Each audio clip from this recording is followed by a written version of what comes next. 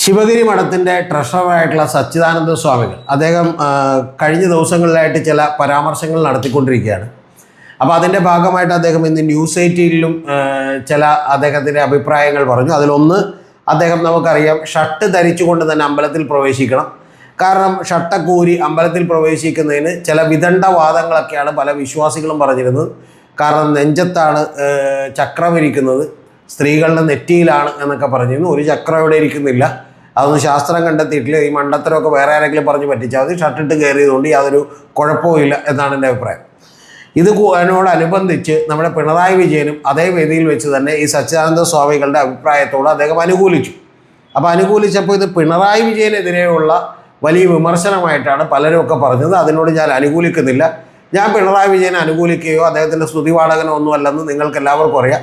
അദ്ദേഹത്തിൻ്റെ കടുത്ത വിമർശകനാണെന്നൊക്കെ അറിയാം. പക്ഷേ എങ്കിൽ പോലും അദ്ദേഹം പറഞ്ഞ ആ അഭിപ്രായത്തോട് ഞാൻ യോജിക്കുന്നു. പക്ഷേ ആ അഭിപ്രായത്തിന് പിന്നിൽ ചില അജണ്ടകളുണ്ട്. കാരണം ജനത്തിനിവിടെയുള്ള ജീവിക്കാൻ പറ്റാത്ത നിരവധി പ്രശ്നങ്ങളുണ്ട്. സാധനങ്ങൾക്ക് വില കൂടുകയാണ്, കൂടാതെ കസ്റ്റഡി മരണങ്ങൾ സംഭവിക്കുകയാണ്, പോലീസ് പീഡനങ്ങൾ സംഭവിച്ചുകൊണ്ടിരിക്കുകയാണ്, ഇതുപോലെ തന്നെ മൃഗങ്ങൾ ആളുകളെ ചവിട്ടിക്കൊന്നുകൊണ്ടിരിക്കുകയാണ്. ഇങ്ങനെയുള്ള പല പ്രശ്നങ്ങളൊക്കെ ഉണ്ട്. അപ്പോൾ ആ പ്രശ്നങ്ങളിൽ നിന്നൊക്കെ ശ്രദ്ധ തിരിക്കാനായിട്ട് കുറച്ചുകൂടി നിസ്സാരമായിട്ടുള്ള ക്ഷേത്രങ്ങളിൽ ഷട്ടൂരണോ വേണ്ടേ എന്നുള്ളൊരു ചർച്ചയിലേക്ക് കൊണ്ടുപോകാൻ കഴിഞ്ഞു എന്നുള്ളത് വാസ്തവമായിട്ടുള്ളൊരു കാര്യമാണ്. ഇത് ജനത്തെ പറ്റിക്കാനുള്ളൊരു കാര്യമാണ്.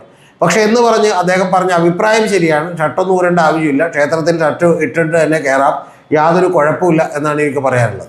ഇതുമായി ബന്ധപ്പെട്ട് ചില ചർച്ചകളൊക്കെ കണ്ടപ്പോൾ എനിക്ക് ചിരി വന്നിട്ട് അടക്കാൻ പാടില്ലായിരുന്നു. കാരണം രാഹുൽ ഈശ്വർ എന്ന് പറയുന്ന ഒരു കിഴങ്ങൻ പുള്ളി വന്നിട്ട് പറഞ്ഞുകൊണ്ടിരുന്നത്, സ്വാമി സച്ചിദാനന്ദയുടെ വാക്കുകൾക്കൊന്നും മറുപടി പറയാൻ ഞാൻ പറ്റുന്ന ഒരാളല്ല, പക്ഷേ സ്വാമി വിശ്വാസിയായി നിന്ന് പറയണം, അവിശ്വാസിയായി എന്ന് പറയരുത് എന്നൊക്കെയുള്ളതാണ്.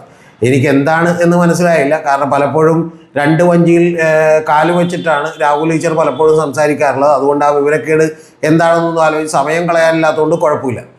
ഇന്ന് അതുപോലെ തന്നെ സ്വാമി സച്ചിദാനന്ദ പറഞ്ഞേക്കണ മറ്റൊരു അഭിപ്രായം എന്ന് പറയുന്നത്, ഈ പത്മനാഭസ്വാമി ക്ഷേത്രത്തിൽ ചുരിദാറിൻ്റെ മുകളിൽ മുണ്ടെടുക്കുന്നത് എന്തിനാണ് എന്നൊക്കെ ചോദിച്ചിട്ടുണ്ട്. അതൊക്കെ തന്നെ വെറും അഭ്യാസമാണ് എന്ന് പറയാതെ വയ്യ. ഞാൻ പത്മനാഭസ്വാമി ക്ഷേത്രത്തിൽ പോയപ്പോൾ ഞാൻ മുണ്ടെടുത്താണ് പോയത്. പക്ഷേ ചുരിദാറിട്ട് ചെല്ലുന്ന ആളുകൾക്കൊക്കെ അവിടെ വാടകയ്ക്ക് മുണ്ട് കിട്ടും. എന്നിട്ട് ആ ചുരിദാറിൻ്റെ പുറത്തു കൂടി ഒരു മുണ്ടെടുക്കാം, അല്ലെങ്കിൽ പാൻറ് ഇട്ടിട്ടുണ്ടെങ്കിൽ തന്നെ പാൻറ് അഴിച്ച് കളയേണ്ട, പകരം പാൻറ്റിൻ്റെ പുറത്തു കൂടി മുണ്ടെടുക്കാം. ഇതൊക്കെ വെറും മണ്ടം വിശ്വാസമാണ്.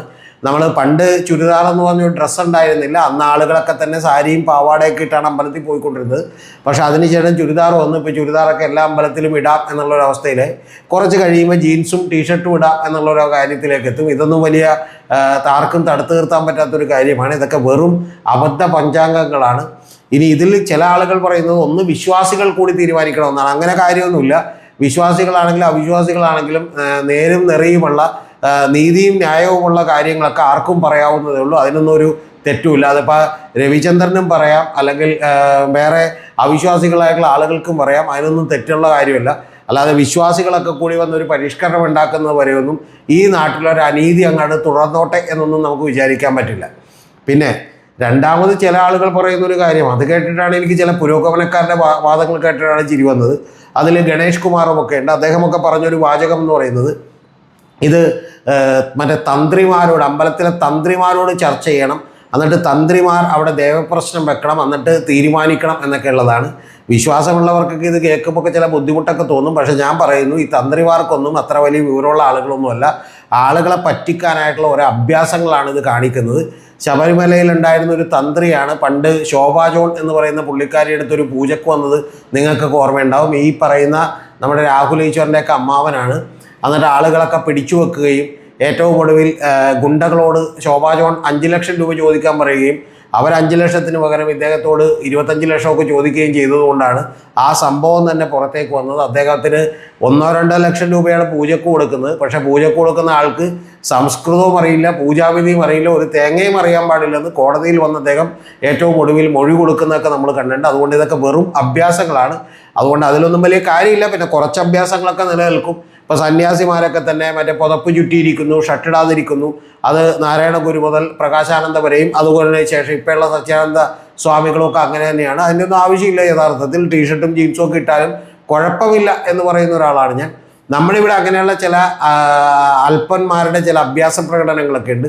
ഇപ്പം ഗബ്രിയൽ ഗാർസിയ മാർക്കോസ് എന്നൊക്കെ പറയുന്ന ഒരു എഴുത്തുകാരനെയൊക്കെ നമ്മൾ കാണുമ്പോൾ അദ്ദേഹമൊക്കെ സൂട്ട് ധരിച്ചുകൊണ്ട് ഏറ്റവും വില കൂടിയ വസ്ത്രങ്ങൾ അണിഞ്ഞുകൊണ്ടാണ് വന്നുകൊണ്ടിരുന്നത്.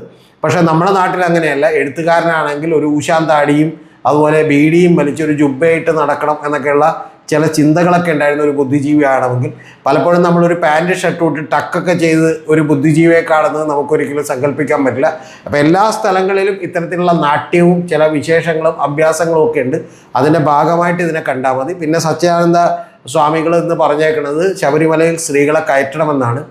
ആ സ്ത്രീകൾ ശബരിമലയിൽ വന്നിട്ട് പോകുന്നതിനെക്കുറിച്ച് എനിക്ക് ഒറ്റ കാര്യമേ പറയാനുള്ളൂ. സ്ത്രീകളെ കയറ്റുന്നതിൽ തെറ്റൊന്നുമില്ല. ഒരു ഈക്വാലിറ്റി അവിടെ വരണം. അതിനെയൊന്നും എതിർക്കേണ്ട കാര്യമില്ല. യഥാർത്ഥത്തിൽ ആർക്കും അതിനോട് എതിർപ്പുണ്ടായിരുന്നില്ല. കോൺഗ്രസ് അതിനെ ഏറ്റവും ആദ്യം സ്വാഗതം ചെയ്താണ്. സുപ്രീം കോടതി വിധി ഉണ്ടായപ്പോൾ RSS സ്വാഗതം ചെയ്തതാണ്. അവർ ലേഖനങ്ങൾ പോലും എഴുതിയതാണ്.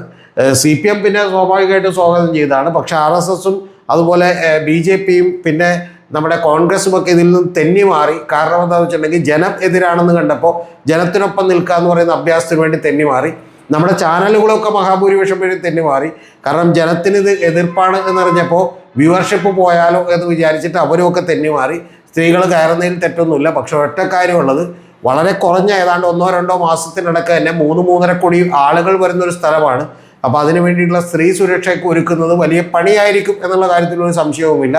കാര്യം ഭക്തരാണെന്നൊക്കെ പറഞ്ഞാൽ പോലും സ്ത്രീ സുരക്ഷയ്ക്ക് എത്രത്തോളം ഉണ്ടാകും എന്നുള്ള കാര്യത്തിൽ എനിക്ക് സംശയമുണ്ട്.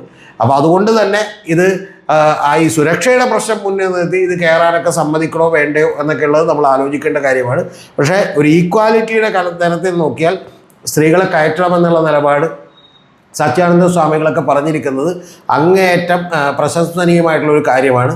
പിന്നെ ഒരു കാര്യം കൂടി പറയാതെ പോകാൻ വയ്യ.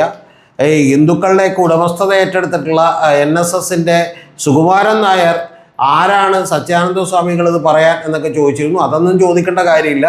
അതൊക്കെ ഈ പറയുന്ന NSSനോ അല്ലെങ്കിൽ അവർക്കോ സമുദായത്തിനോ ഒന്നും ഉള്ള കുത്തക അവകാശമൊന്നും ആരും തന്നിട്ടില്ല. പിന്നെ അദ്ദേഹം മുഖ്യമന്ത്രിയൊക്കെ വിമർശിച്ചിരുന്നു. അത് മറ്റു പല കാര്യങ്ങൾ കൊണ്ടായിരിക്കും. മുഖ്യമന്ത്രി വിമർശിച്ചതിനും കുഴപ്പമില്ല.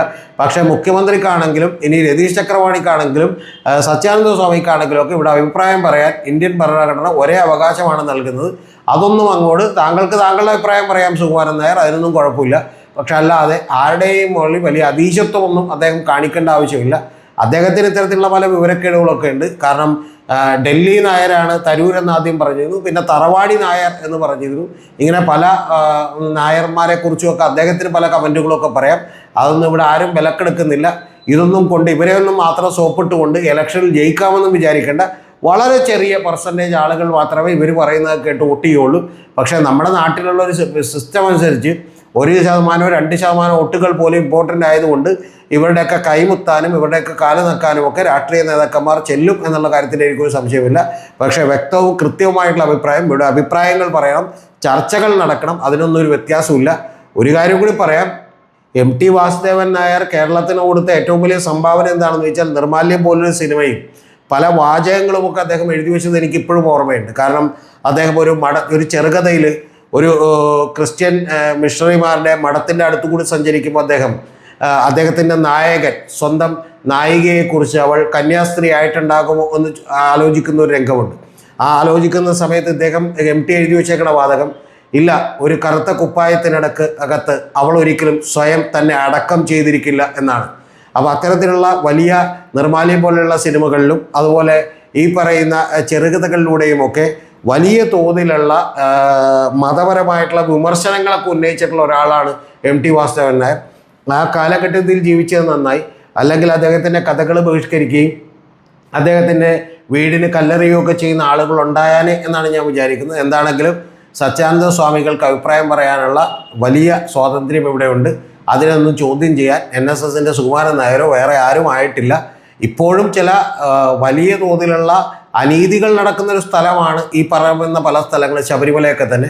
ശബരിമലയിൽ ഇപ്പോഴും നിങ്ങൾ മനുഷ്യനായാൽ പോരാ, ജന്മം കൊണ്ടൊരു ബ്രാഹ്മണനായെങ്കിൽ മാത്രമേ നമുക്ക് പൂജാരിയാകാൻ കഴിയൂ എന്ന് നിങ്ങൾ ആലോചിക്കണം. എന്ന് പറഞ്ഞ പോലെ ഈഴവനോ അല്ലെങ്കിൽ ഒരു പുലയനോ ഒരു ഷെഡ്യൂൾഡ് കാസ്റ്റോ ഷെഡ്യൂൾഡ് ട്രൈബിനോ ഒന്നും അങ്ങനെ ആകാൻ കഴിയില്ല എന്ന് പറയുന്ന ഒരു കാര്യം ഈ 21-ാം നൂറ്റാണ്ടിൽ നിലനിൽക്കുകയാണ് എന്നുള്ളത് മറന്നു പോകരുത്. ഒന്ന്. രണ്ടാമത്തേത്, ഒരു തന്ത്രി കുടുംബത്തിന് അവിടെ നിന്നുള്ള വരുമാനത്തിൻ്റെ വലിയ ഭാഗം കിട്ടുന്നു എന്നുള്ളതുമൊക്കെ ഇപ്പോഴും നിലനിൽക്കുന്ന അനീതിയാണ്. അപ്പോൾ അതുകൊണ്ട് അങ്ങനെ അനീതി കാണിക്കുന്നവരാണ് ശോഭാ ജോണിൻ്റെ അടുത്തൊക്കെ പോയിട്ടുള്ളത്.